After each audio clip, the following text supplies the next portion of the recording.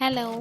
Festival season start ஆயிடுச்சு. நம்மளோட festival சீரிஸையும் நான் ஸ்டார்ட் பண்ணிட்டேன். எனக்கு தெரிஞ்ச டெக்கர் ஐடியாஸ், ரெசிபீஸ், டிப்ஸ் எல்லாம் உங்கள்கிட்ட ஷேர் பண்ணுறேன். ஃபெஸ்டிவல் சீசன் அப்போ எல்லாத்தோட ரேட்டும் ரொம்பவே இன்க்ரீஸ் ஆகிடும். அதில் இந்த வாழை இலையும் ஒன்று. ஸோ வாழை இலையை 1 வீக் முன்னாடியே வாங்கிட்டோம் அப்படின்னா அதை எப்படி சேவ் பண்ணி 1 வீக் வச்சு யூஸ் பண்ணலாம் அப்படின்றது தான் நான் உங்களுக்கு சொல்ல போகிறேன்.